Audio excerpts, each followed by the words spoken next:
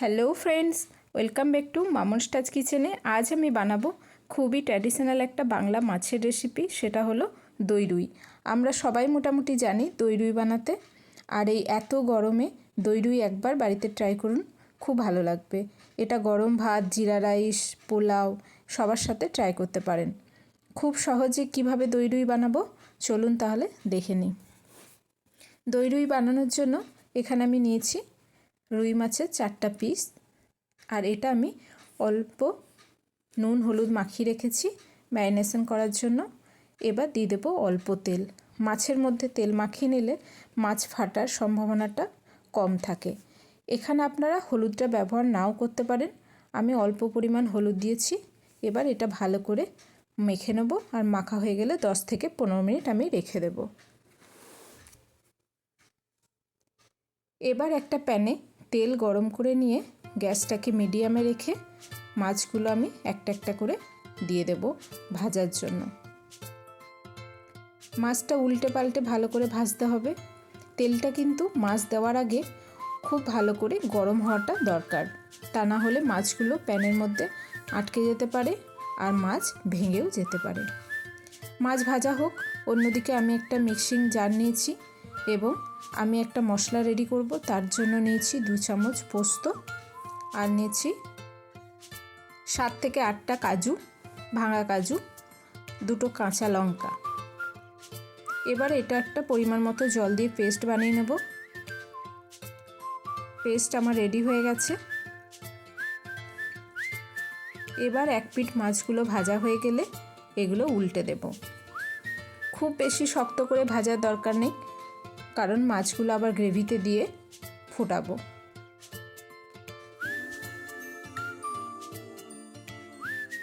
হয়ে গেছে মাছ ভাজা, দেখুন সুন্দর কালার এসছে, ভাজাও সুন্দর হয়েছে। এবার এই মাছগুলো আমি তেল ঝরিয়ে একটা প্লেটে তুলে নেব।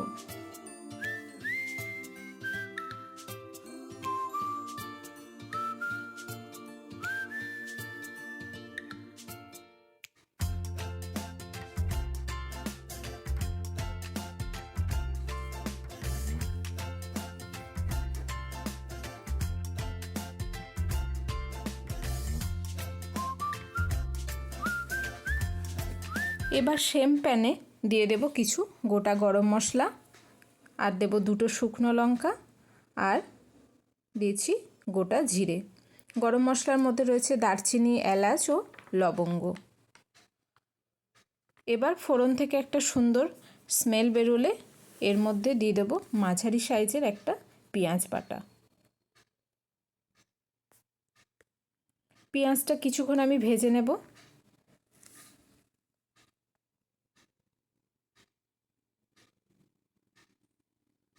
পেঁয়াজটা লাল হওয়া পর্যন্ত আমি অপেক্ষা করব।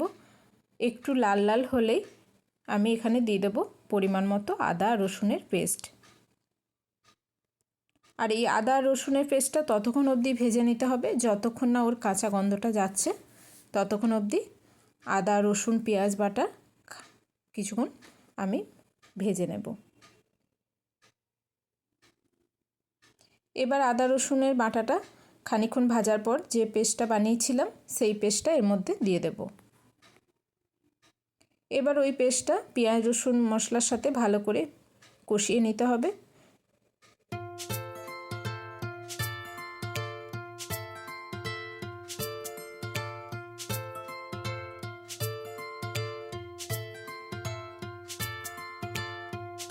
এটা আমি 2 থেকে 3 মিনিট ধরে কষিয়ে নিয়েছি। এবার কষিয়ে পেস্টের বাটিটা ধুয়ে অল্প পরিমাণে জল দিয়ে আবারও এটা মিশিয়ে দেব।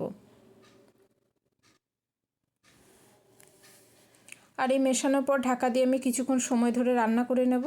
একটা ঢাকনা লাগিয়ে দেব। ঢাকনা খুলে নিয়েছি, দেখুন মশলা আমার অলমোস্ট হয়ে এসেছে। আবারও আমি 2-3 মিনিটের জন্য ঢাকনা দিয়ে কুক করে নেব। আস্তে আস্তে ঢাকনা দিয়ে দিয়ে অল্প আঁচে করলে গ্রেভির স্বাদ ভালো হয়। 2-3 মিনিট পর ঢাকা খুলে নেব, দেখুন তেল ছেড়ে দিয়েছে।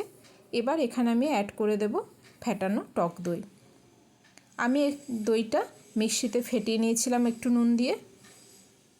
ফেটিয়ে নিলে স্মুথ পেস্ট হয়ে যায়, তাহলে গ্রেভিটা দেখতেও ভালো হয়। আর বাটি ধুয়ে কিছুটা জল আমি গ্রেভিতে দিয়ে দিয়েছি।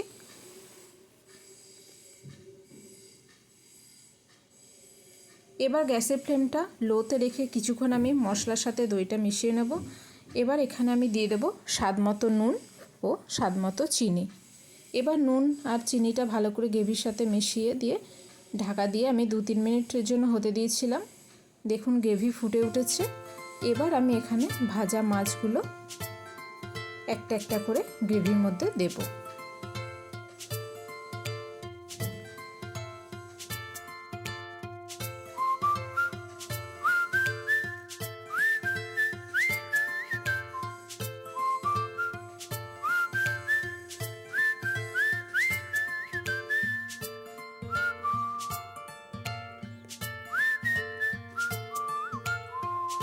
মাছগুলো গ্রেভির মধ্যে দিয়ে আমি ঢাকনা লাগিয়ে 5 থেকে 7 মিনিট ধরে আমি এটা হতে দেব। গ্রেভি আপনারা নিজেদের ইচ্ছা মতো রাখবেন, কেউ ঘন চাইলে ঘন, কেউ আবার পাতলা চাইলে পাতলা, তবে গ্রেভি মাখো মাখো হলেই ভালো লাগে।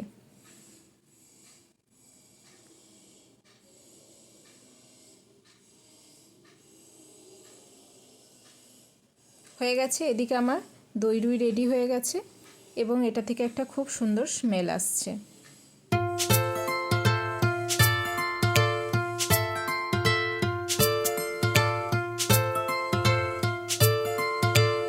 এবার আমি এই দই রুই পরিবেশন করে নেব। তার জন্য নিয়েছি একটা প্লেট। এই রেসিপিটা একদম সিম্পলভাবে বানিয়েছি, আশা করছি আপনাদেরও খুব ভালো লাগবে। আর ভালো লাগলে অবশ্যই বাড়িতে একবার ট্রাই করুন। ট্রাই করার পর ভালো লাগলে অবশ্যই কমেন্ট করুন। আর যারা আমার ভিডিও প্রথম দেখছেন, নতুন বন্ধু, তাদের কাছে আমার অনুরোধ চ্যানেলটা সাবস্ক্রাইব করে পাশে থাকা বেল আইকনটা অবশ্যই প্রেস করে দেবেন। আর আমি যখনই কোনো রেসিপি আপলোড করব তার নোটিফিকেশন আপনাদের কাছে পৌঁছে যাবে।